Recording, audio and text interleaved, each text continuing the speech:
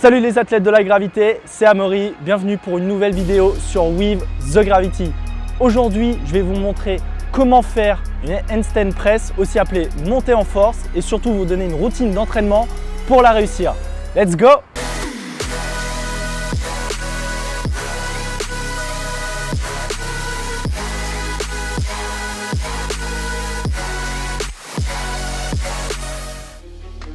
La montée en force, aussi appelée handstand press, est une technique qui permet de monter en équilibre sans utiliser ses jambes, c'est-à-dire sans mettre de kick et donc de monter uniquement à la force de ses épaules, permettant un contrôle total du mouvement. Comme il s'agit d'un mouvement avancé, il y a quelques prérequis qui sont nécessaires avant de commencer à s'entraîner dessus. Le premier et le plus évident, c'est d'avoir déjà un bon handstand d'environ une quinzaine de secondes que vous maîtrisez suffisamment.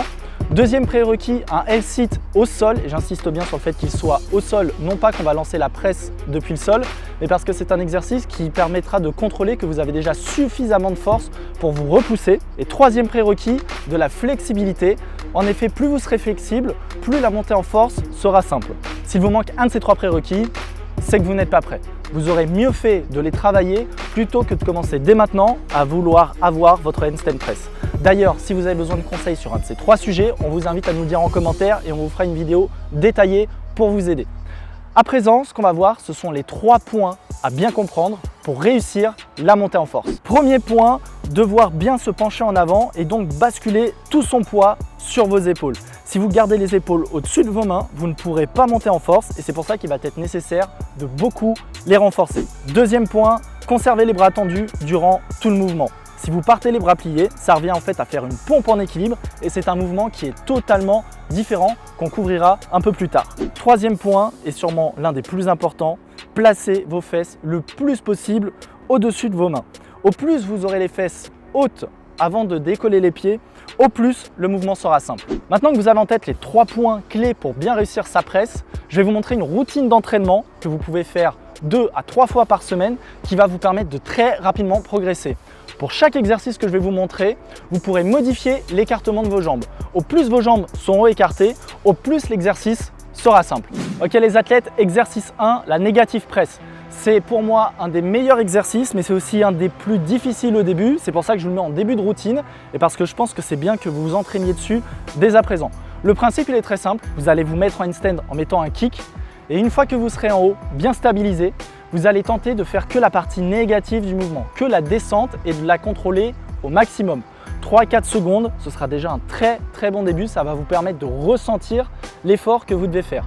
Ça, vous allez en lancer 3 des négatives, ensuite vous allez prendre 3 minutes de repos et faire ça 2 séries. Donc au total, vous allez lancer 6 négatives durant tout l'entraînement.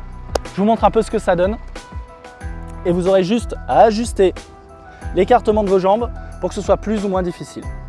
C'est parti.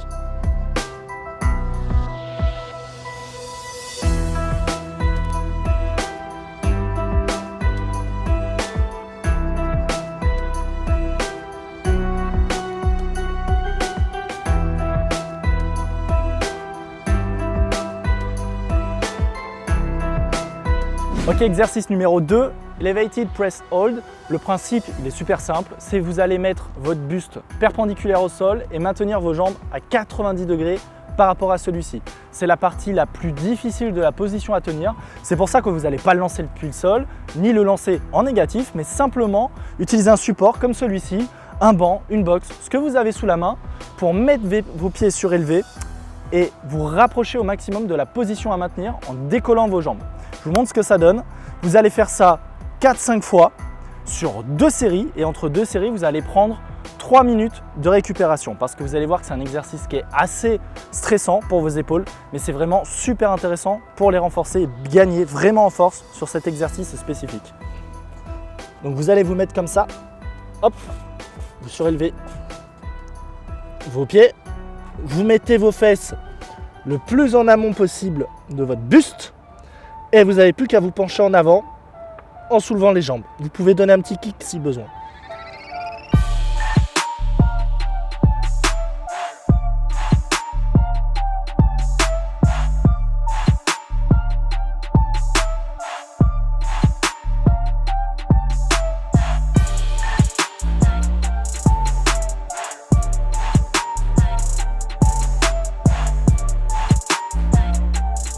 Exercice numéro 3, Pike Press Walk. Alors sous ce nom assez complexe se cache en fait un exercice qui est tout simple mais extrêmement efficace que vous pouvez implémenter dès maintenant, même pour d'autres exercices comme la planche qui vous serviront.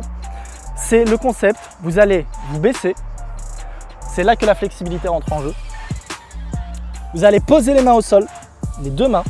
Du coup, au plus vous serez flexible, au plus ce sera facile parce que vous pourrez lever facilement vos fesses. Et vous allez marcher en décollant vos pieds. Il faut que vous décolliez les pieds, non pas en donnant un coup, mais il faut que vous décolliez les pieds grâce à la pression que vous exercez sur le sol via vos épaules. Je vous montre ce que ça donne. Vous allez en faire entre 5 et 10, prendre 2 minutes de repos et faire ça 4 fois. C'est un exercice où vous pouvez faire un assez gros volume, c'est assez intéressant.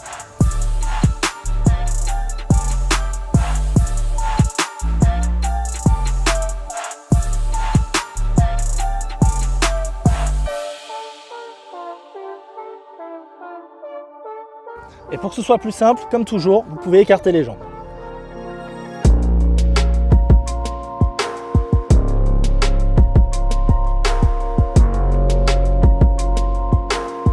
Et vous pouvez même le faire dans l'autre sens.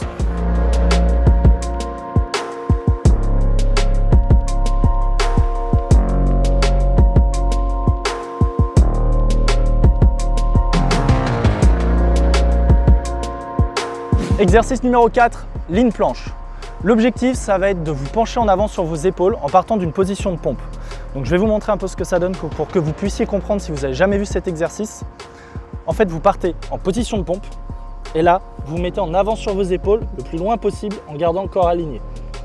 Le principe, c'est de ressentir cet effet lorsque vos épaules dépassent vos mains et que vous avez tout le poids de votre corps qui tient juste sur l'avant de l'épaule. En plus, c'est un mouvement super intéressant parce qu'il va vous servir pour d'autres exercices, notamment la straddle et la full planche, bien évidemment, qui est un exercice fondamental pour les travailler. Cette position-là, vous allez la tenir 10, 15 secondes selon l'angle que vous choisissez. Pas besoin d'aller aussi loin sur la ligne planche que lorsque vous travaillez votre full planche parce qu'en handstand press, vous n'allez jamais avoir un angle hyper important pour pouvoir vous maintenir. Donc pas besoin d'aller aussi loin, mais il faut quand même que vous puissiez vous challenger un minimum. Ça, vous allez le faire 4 fois et avec 1 minute 30 de récupération entre chaque série. Je vous montre ce que ça donne sur une répétition complète d'environ 10-15 secondes. Vous mettez en position de pompe, mains légèrement ouvertes pour mettre moins de pression sur les poignets. Vous engagez bien les abdos, vous ressortez bien les omoplates et vous partez en avant.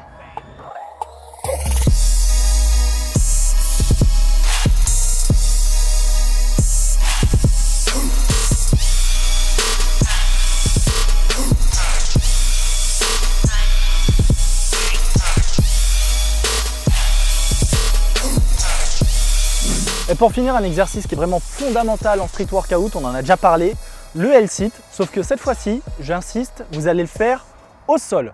Pourquoi au sol? Parce que lorsque vous le faites par exemple sur des barres parallèles, c'est beaucoup plus simple de tenir la position parce que vous n'êtes pas obligé de repousser suffisamment vos fesses pour qu'elles soient au-dessus des mains. Vous pouvez être un peu affaissé et ça passera. Alors qu'au sol, si vous ne repoussez pas suffisamment votre corps, vous allez toucher le sol et donc vous ne tiendrez pas la position. C'est pour ça que j'insiste sur le faire au sol, ça vous entraîne vraiment à vous repousser entièrement, à complètement abaisser les épaules et ça c'est primordial pour avoir une presse parfaite. Je vous montre ce que ça donne, c'est un L-sit tout simple et c'est pour ça que j'en parlais en prérequis. Sauf que là vous allez le tenir une dizaine de secondes, vous allez prendre 1 minute 30 de récupération et vous allez faire ça 4 fois. Ça va bien renforcer vos triceps et bien sûr votre gainage aussi. Vous êtes prêts? Une dizaine de secondes.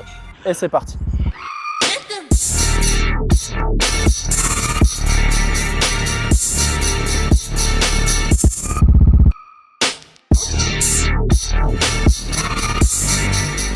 Et vous pouvez relâcher. Vous allez prendre 1 minute 30 et exactement pareil, vous allez le refaire. Si besoin, vous pouvez toujours sur les dernières séries regrouper un peu vos jambes pour que ce soit un petit peu plus simple.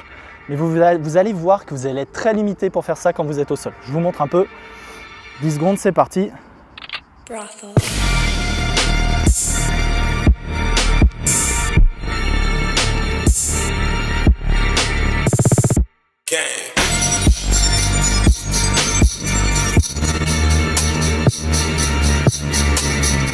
Ok les athlètes, avec ce training, je pense que vous allez très rapidement progresser. Gardez en tête que vous pouvez toujours le faire évoluer selon vos besoins. Au plus vous comprendrez où sont vos lacunes, au plus vous pourrez l'adapter à vos besoins. Par exemple, si vous avez du mal à décoller les pieds du sol, faites plus de pike press walk. Si vous avez plutôt du mal sur la fin du mouvement, c'est-à-dire sur la fin de la presse, faites plutôt des négatifs par exemple. C'est un des meilleurs mouvements pour vous aider, à vous de juger et à vous de comprendre qu'est-ce qu'il vous faut pour progresser le plus rapidement possible.